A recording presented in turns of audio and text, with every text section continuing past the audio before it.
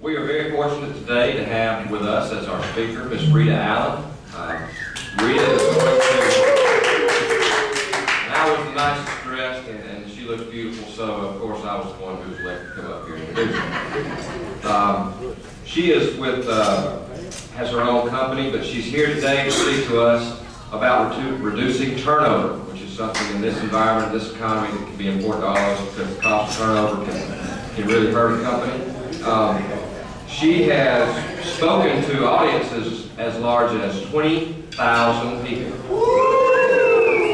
So this is the opposite end of the spectrum.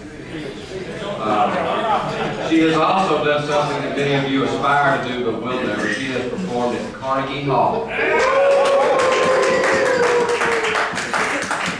She is a Master of Arts, and she is the VP of a multi-million-dollar fitness center. She is also president of the National Speakers Association of Alabama, and was the featured performance at the opening of their annual convention in Orlando, Florida. Founding partner of 501c3 Women of Empowerment, helping people realize their potential. She's maintained a 35% market share with her own private music and wellness school for over 24 years. It is with great pleasure that I introduce to you now Miss Rita Allen. Thank you.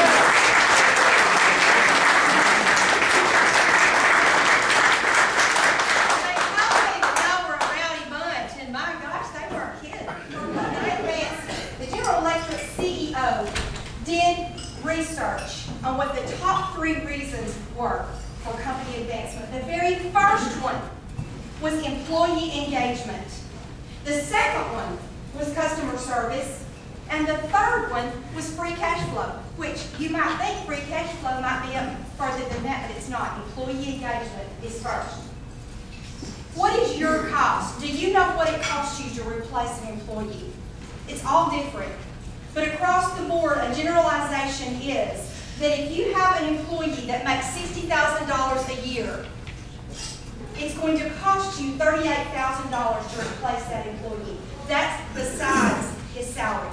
That's just the replacement cost. And there are some people that believe that it will cost you as much as their salary. Your next leader is you do what I say, when I say, the way I say it, don't ask questions. They don't know. They don't know where they fit in the big scheme of things. They don't know where their cog is in the giant wheel. They just come to work, they punch their clock, they do what they're supposed to do, and they go home. A very wide leader is one who says, hey, why don't you come on in here and sit down and let's talk about things. Let's discuss this problem we're having. Let's discuss this new project we're on. Let's discuss this new venture. I want your input, and I want to find out how we can make this the best project ever. How we can solve this problem. That's what a Theory Y leader is. Whether you are a Theory X or a Theory Y leader probably is directly proportional to what generation was born 1946. Before 1946, they're now 64 years old and older. They're used to sacrifice, hardworking, and loyal. They're reluctant to buck the system or speak up. They're comfortable with delayed rewards. Then there's the baby boomers, of which I am one.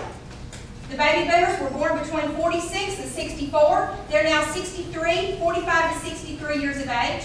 They're service-oriented and idealistic. They believe in teamwork. They understand teamwork. They're used to systems, forms, and structures because they have served them well. Then there's Generation X. Generation X was born between 65 and 79, and they are now 30 to 44 years of age. They're independent and impatient. They are not intimidated by authority. They are wary of sugar-coated messages. Then there's the millennials.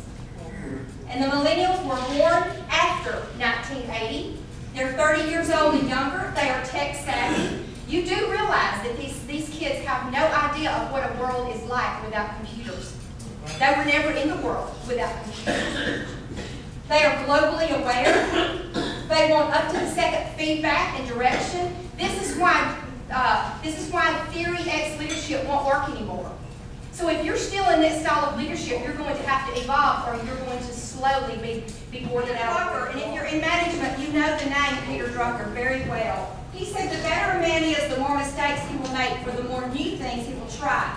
I would never promote to a top-level job a man who is not making mistakes. Otherwise, he is sure to be mediocre. Employees, permission to fail. You're going to have better employees. How is your organizational behavior? If someone comes to work in your company after they've been there for 3 days, do they say, oh my gosh, I know that so-and-so is supposed to be in charge here, but they're really not. So now I've got to find out who is really in charge and who am I going to have to get in good with so I'll know what's really going on with this company. This is going to be tougher than I thought. Or do they say, wow, this is an awesome place to work. I am so glad that I was able to get this position. How is your leadership? If someone comes into your office and they're crying or they're mad or they have a major problem, do you tell them just to suck it up and go do their job? Sure. Don't lie. I know you were going to say that. Or when they leave, do they leave with the hope and encouragement that, yeah, today's tough, but it's going to be okay? Let me tell you something. If you're not able to do that, you're not the leader that you should be. If you're not able to absolutely encourage people who are hurting, because guess what, folks? There's a whole world very quickly. Web 1.0 was when we just had the internet, where you could go to the internet, you could read somebody's website, see what they had, find out the products they had to offer, and go to the store and buy them. Web 2.0 was where there was an interchange of information. Not only could you see what they had, not only could you find out what you wanted at their store online, but you could talk to them back and forth. That was an interchange of information. Web 3.0 is where there is an organized interchange of information. Y'all remember the old sci-fi movies where the man would walk in the room, he'd pick up the remote, he'd turn the ceiling fan on with one button, the bar would come out of the counter with the other button, the temperature would be leveled out with another button. It was an organized interchange of information. That's a really, really rustic example of what Web 3.0 is. Online, it's an organized interchange. I love a website called Ping FM. Ping FM, I have 35 different sites that belong to my Ping FM. When I do a mini blog on there, it posts to 35 different sites. That's an organized interchange.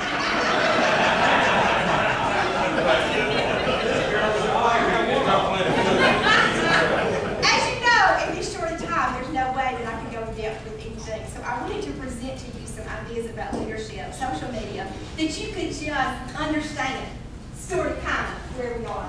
Executives need to understand the difference between playing on Facebook and building a true collaborative infrastructure for their organization.